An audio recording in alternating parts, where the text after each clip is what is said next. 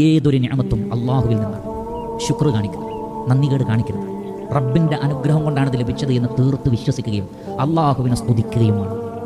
നമ്മെക്കൊണ്ട് കഴിയുന്ന സഹായങ്ങൾ ഒരു വേള നമ്മുടെ ധനം മുഴുവൻ തീർന്നു പോകുമാറ് കൊടുക്കേണ്ടി വന്നാലും കൊടുക്കണം. എന്താണ് നബി സല്ലല്ലാഹു അലൈഹി വസല്ലമയോട് അല്ലാഹു സുബ്ഹാനഹു വ തആല പറഞ്ഞത്?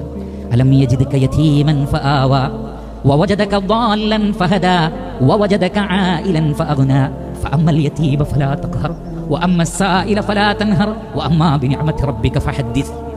നബി സല്ലല്ലാഹു അലൈഹി വസല്ലമയോട് അല്ലാഹു പറയാണ്, താങ്കൾ ഒരു അനാഥനായിരുന്നില്ലേ, പക്ഷേ താങ്കൾക്ക് നാം സനാദത്വം നൽകി. റസൂലുള്ളാഹി സ്വല്ലല്ലാഹു അലൈഹി വസല്ലമ ജനിക്കുന്നതിന് മുമ്പ് തന്നെ ഉപ്പ മരണപ്പെട്ടു. 2 മാസം മുമ്പ്.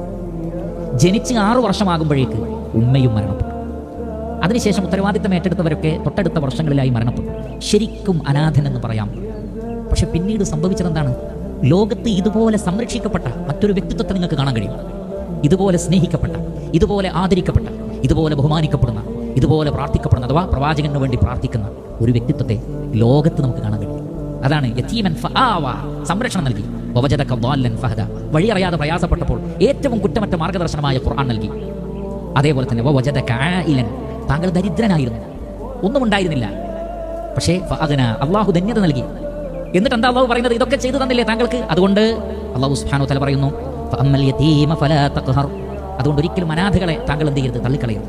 വഅമ്മ السائل ഫലാ തൻഹർ, ചോദിച്ചു വരുന്നവരെ ആട്ടിയകറ്റരുത്. കാരണം താങ്കൾ ഈ പ്രയാസങ്ങളൊക്കെ അനുഭവിച്ചു വന്നതാണ്. റബ്ബ് ധന്യത നൽകി. അതുകൊണ്ട് നബിയെ, പ്രവാചകരെ, അനാഥകളെ ആട്ടിയകറ്റല്ലേ നബിയെ, ചോദിച്ചു വരുന്നവരെ സഹായിക്കാതെ വിടരുതേ നബിയെ.